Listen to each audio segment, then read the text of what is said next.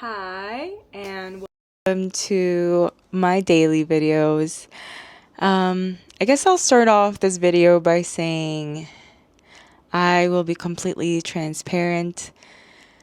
Um, so as some of you guys may know, I was diagnosed with lung cancer at age 28. That was around 4 years ago. And while I was, doing my Instagram and Facebook cleanse, it's been about 2 days. It's felt really, really good to clear my mind. But I was looking up some visa stuff online, and some of the threads are on Facebook. So I clicked the link, and then it brought me to my, I wouldn't say For You page, but like my stream, like the home page where you see everybody's updates. I saw that somebody in the community had passed. Not going to say a lot of details because it's not my story to tell, but he was in his 40s and at the peak of his career when he was diagnosed with lung cancer. Early 40s, age 42, and he was this really strong-spirited person who wanted to help out in the research world with lung cancer. This man also had a family. He traveled quite often for his job, and I think just like to learn more about the world. But yeah, it gives me a very somber feeling.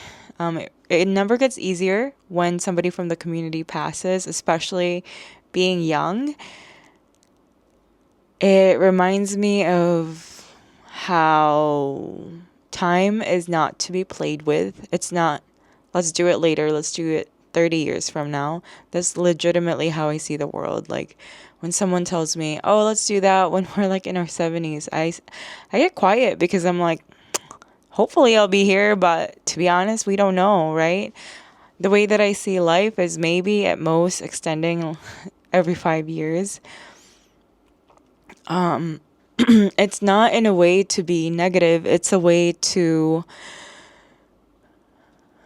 like, yes, I speak a lot of life over my life, but also reading with where research is currently at and where medication is currently at and how long people are living. But yeah, I think it's just, the word would be a somber feeling of time is wealth and time is not to be played with or to be taken advantage of. And the people who look completely healthy, you just never know what they're going through. Plans are cool. Plans are really, really cool. But I think that just from the past 2 or 3 years, I have kept and still keep losing people that are near and dear to my heart in the community of the young lung cancer world. And it's honestly like devastating because every single person, I know their dreams and I know that they thought they would live until 70 and then boom, 2 or 3 years later, here we are. Research has been incredible, but it tends to be incredible not as like the norm. There's like, I'm a unicorn, right? I'm stage 3. I realize that it's not so common. Yeah, and I think when I'm reflecting like this, it's like, what do we do with that? And that's why I get a sense of urgency to like go home to the Philippines and explore the world while, sometimes people around us, like our loved ones, still don't see it. And it's okay. We don't have to scream out loud for them to see it. I tend to do a lot of things solo. I know a lot of people in the lung cancer community know the urgency of time, but for example, like, he's not gonna watch this, but my partner, my husband, I don't know. We talk a lot about survivorship and the future, but he's like 4 years younger than me, and he is in the stage where he thinks he still has time to travel the world with me. Yeah.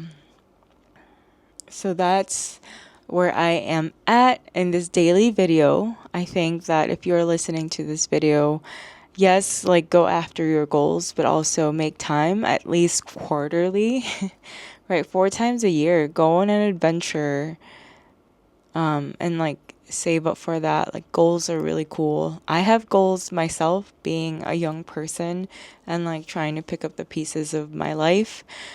But I think that if my niece, who's 15 right now, and one day she watches these videos, I want her to know that all the adventures are worth having. Like, don't go into a debt crisis, but like, money always comes back later, but time does not.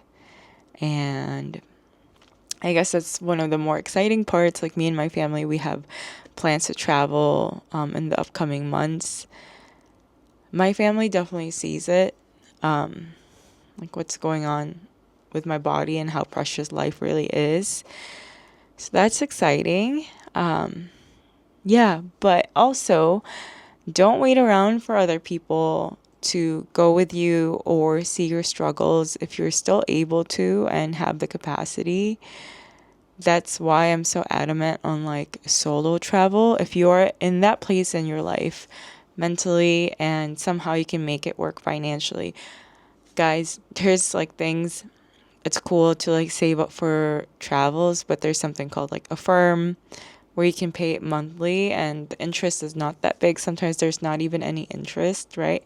You can either buy your stuff ahead of time or pay it off monthly. For example, I went on a Puerto Rico trip with my family about 2 years ago, and we put that thing on Klarna. And every month, me and my sisters, the three of us, would pitch in $80, right, for a whole year, and that paid for our accommodation for a whole family of 14. And that was really doable because $75 is so easy to spend on like nothing, whether you're on Amazon or going shopping. It's just something that people don't even pay attention to. So it's like knowing where your money is going. Yeah, I'm going to stop this video now.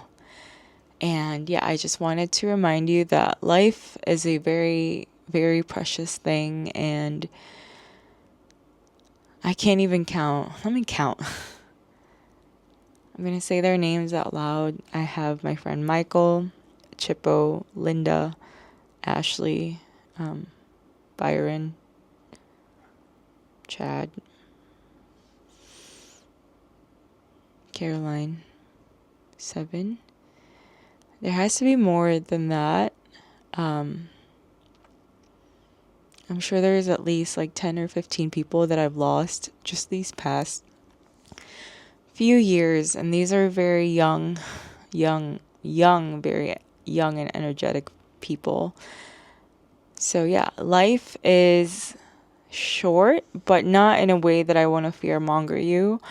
I want to tell you that the real wealth in life is life itself and being able to wake up to life and being able to, I think, see the world for what it is and the beauty in it. And besides life and like being able to live it, it's like it's such a precious thing to be able to walk around on your own and be mobile and to get yourself around to places.